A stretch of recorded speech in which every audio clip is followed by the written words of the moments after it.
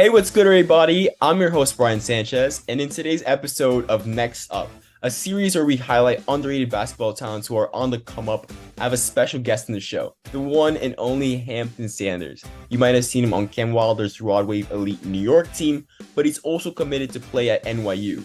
Hampton is a great on-ball defender. He's really a complete player and also an amazing scorer. Thanks for making time for this interview, Hamp. How do you feel today? Happy to be here, bro. Thank you for having me. I'm good. I'm actually about to head to the gym in a couple hours once I have the interview. So just getting ready for that. But I'm good. You scored over 1,000 points in high school. And by the way, congratulations on your commitment to the NYU basketball team. Can you tell us about your journey and what led you to choose NYU? Yeah. So as a smaller guard, I obviously wasn't necessarily getting looks from like big Power Five kind of schools. I've also, growing up, been in the private school system for a long time, so I've been heavily focused on academics. So NYU being a great academic school was somewhere that seemed to be a great fit for me. I went to NYU's elite camp last summer, met Coach Klatsky, Coach Thompson, and Coach Mo, who's no longer there.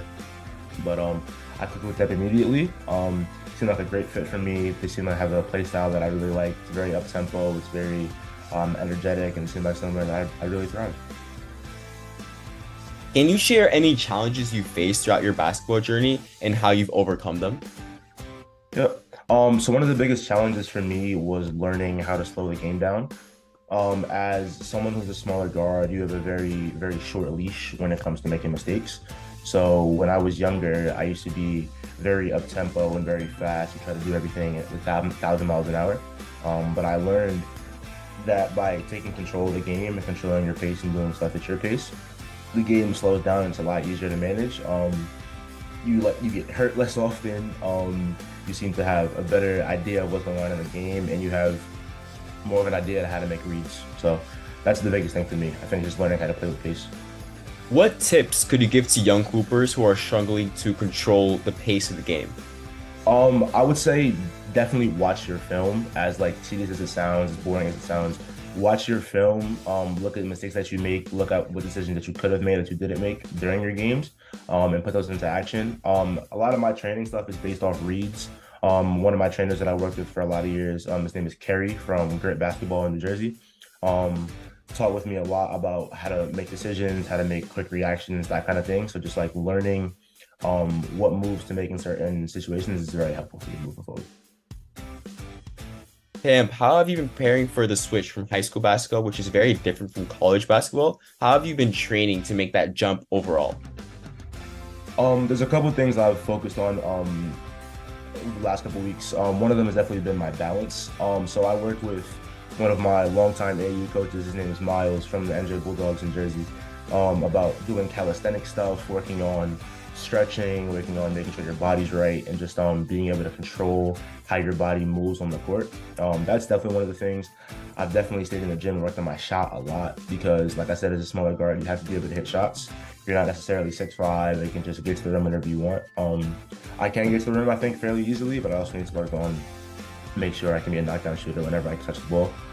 So that, working on my balance, working on my strength and stuff, been in the weight room a lot and getting a lot stronger. And working on my balance a little bit, trying to get above the rim every once in a while, just to keep the finish on my toes. Got you. So you played for a team, AAU, Rodwave Elite, Cam Wilder's team. That must have been an amazing, exciting experience. I even saw you were signing someone's head. Absolutely wild. Can you share like some memorable moments in the games or from your time with the team that, maybe we haven't seen in the videos? Right. So obviously the most seen thing is hanging out with Nelson, hanging out with Cam, with LeVar on the court and stuff like that. But off the court, just like talking to the guys about school, about everything else, just like all the little things. Kind of like AAU tournaments where it's like the hotel is the most fun part, just hanging out with the guys. But on the court, it was a ridiculous experience being able to play with them. I mean, at any point, you just throw the ball in the air, somebody's gonna catch it, somebody's gonna dunk it. Like every 2 plays, every 3 plays, somebody's just dunking on somebody. So it was just an unreal experience playing with a bunch of talent like that. All the guys that I played with on that team, I consider family now. It's like ridiculous how close we got over that stretch, and I'm excited to get back to it this weekend. That's great.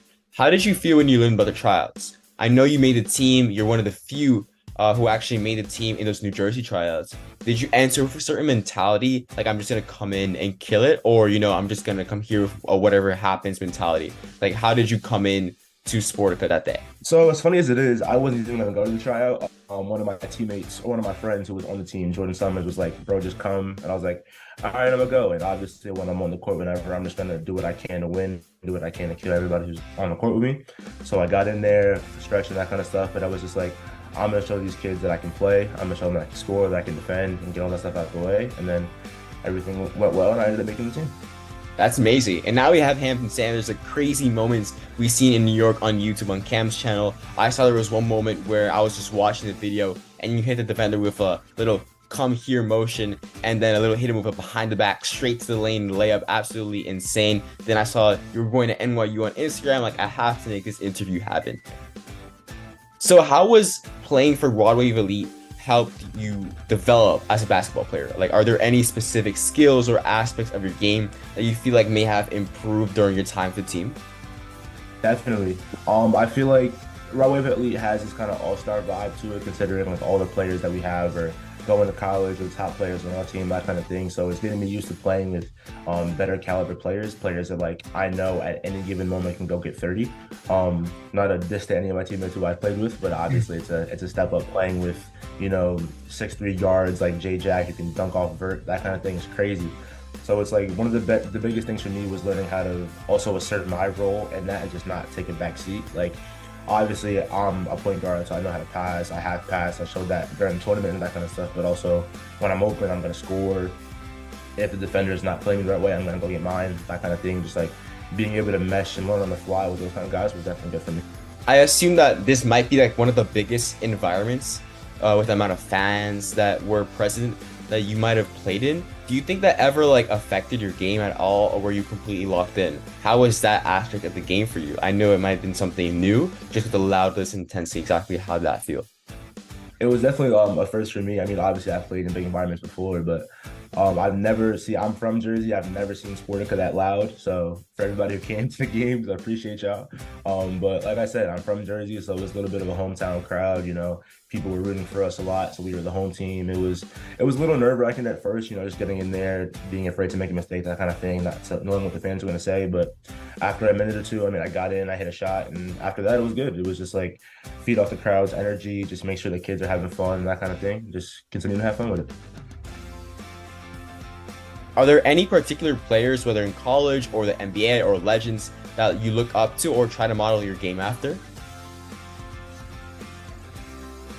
Most definitely. There's two that come to mind on top of my head. Growing up in like 8th grade up until this year, Sharif Cooper is someone that I really like to model my game after. Sharif's a little bit taller than me, probably about 6'1", 6'2", but same small guard mentality. He's really strong, knows how to use his body, that kind of thing. Really not super flashy, but like gets to his spots whenever he wants, has the ball on a string, that kind of thing.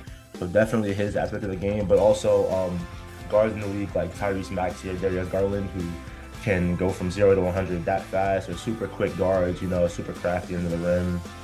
Jalen Brunson too, now that I think about it. Just like playing with 2 feet, learning how to step through, play with pace, all that kind of stuff. So those kind of guards is definitely fun with up to. Besides Rodwave Elite, what has been the biggest matchup you faced until this day? Biggest matchup I faced until this day. That's a good question. Back in 8th grade, for those in Jersey who have known, me and my AAU team played a team called Sports U or Azad basically every weekend. That team had people like Elliot Cadeau, people like Tahad Pettiford, Aaron Bradshaw even. So definitely those kind of games I remember being super loud. There's definitely been a few high school games that have gotten pretty loud, gotten pretty amped up. But in terms of caliber, I think definitely that Azad team back in 8th grade. Whether you're playing pickup or you're actually playing basketball AAU, high school level, or even, just for fun, one of the most important parts before your game is how you prepare. Are there any specific rituals or routines you follow before games to help you mentally prepare and stay focused? So for anybody who knows me, they know that I always have my AirPods in before games. Like, I need to have music playing. On the bus, I'm usually locked in. I'm not a big rap and drill guy all the time. I mean, I am at certain points, definitely with my team, trying to get hype and that kind of stuff. But I listen to a lot of R&B stuff before games. Surprisingly, I listen to artists like Smino, like Drake, that kind of stuff, kind of to calm me down, just get me locked in the mindset. But I also stretch. I stretch a lot. I stretch until I basically feel like my body's elastic, that kind of thing, just to like make sure I'm not gonna get hurt during the game. But I used to I used to have like a certain candy before games. I kind of cut that out now, so it's kind of just music and stretching. But yeah. What's your go-to song before games? Like that's guaranteed to get you hyped and just locked in.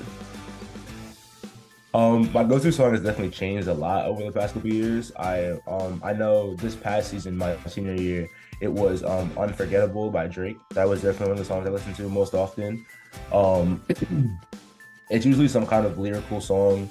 It's probably like 5 or 6 minutes long. I listen to just to, really focus on what they're saying, focus on getting in a good mindset.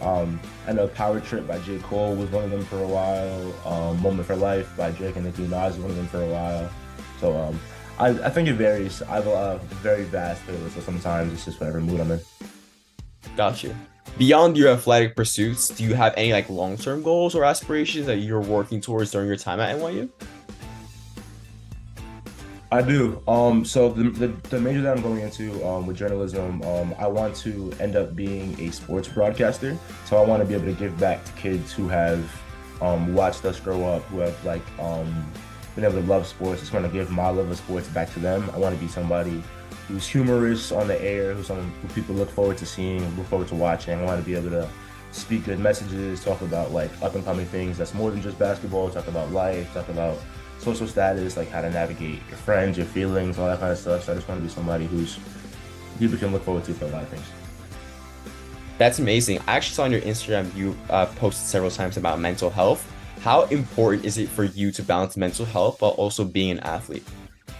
I think it's one of the most important things in my life. It's something that I've most particularly found important the past year and a half or so.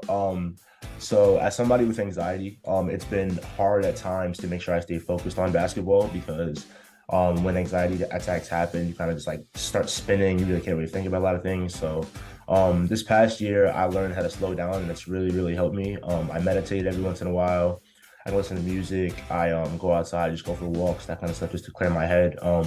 But making sure that you maintain your mental health is super, super important because at the end of the game, at the end of the day, basketball is just a game. It's not something that you should be compromising your mental health over. So making sure that you keep your head strong and making sure that even if you do have a good or a bad game, you can still carry on with your day like normal is something that's really important to me. That's great advice. With the upcoming season at NYU, how are you preparing to face at the collegiate level? We talked about how you're physically preparing your game. Is there a way that you're mentally preparing to play competition on a regular basis? Most definitely. Obviously there's a stigma as a freshman where it's like you're too young and not gonna play a ton. I've been through that before, but at this point I'm just doing whatever it takes to have my team win. Obviously I think myself as a good defender, so whenever I get in the game, I take pride in locking up the best player on the team. But also just like being a good locker room presence, being a good teammate off the court, making sure people hear me, understanding that mistakes happen, just to keep playing, making sure everybody's in good graces at all times. So that kind of stuff. Lastly, what advice would you give to like young aspiring basketball players who dream of playing at the college level? So the one thing that I should say to younger kids like that is to make sure that the game is fun. I mean, like obviously basketball has enough stress in and of itself. There's time, there's refs blowing whistles in your face, there's parents, there's other kids talking smack to you. It's just like make sure that basketball is fun. Like I said before, basketball is a game. It's not something that you should be compromising your whole life over. Not something you should be upset over, crying over. Obviously, there's going to be tears in basketball. There's going to be hardships, hard times. That's how the game works. That's how life works. But basketball should be a fun game. It should be something that you look forward to. You look forward to getting better. Look forward to hanging out with your teammates, playing. Because it's more than just the game itself. It's the connections you build. It's the things you learn about yourself while playing, stuff like that. Great. So with Rodwave Elite Pennsylvania coming up, you made the All-Pro team, man. Congratulations on that accomplishment. Is there any sneak peek, a little information you can give us about maybe who was the last person on the roster? I know Jake West came out that he's injured. Any sneak peek on RWE Pennsylvania? So obviously you guys have seen most of the roster. Most of the roster came out, and our Cam's posting the last person tomorrow. And sadly, Jake did get hurt playing Pro-Am, so it's going to be unfortunate not playing with him again because Jake's one of the guys that I love playing with. but we did pick up one of the top guards in the class of 2025, if I'm not mistaken. So for those who know who that is, you'll see. I mean, you'll find out tomorrow anyway, but definitely a great player to come play with us. So I'm looking forward to it. All right, Hamp, it's been real. I appreciate your time. You heard from Hamp himself, his recommendation, his story, and the Rodwave Elite experience from a player's perspective, something that's not really come out in the internet yet. You heard it first here on Next Up, and get the first experience of listening to what it's like to be an RWE player. Best of luck, man. NYU upcoming season, I'm also going to be an incoming freshman. Actually, a journalism major too, ironically. So I'm definitely going to be at the games, definitely going to be supporting. I'm wishing you all the best for this weekend and your endeavors in this upcoming season. Thank you for making time for this interview, man. Absolutely, man. Thank you for having me. I'll see you in the fall.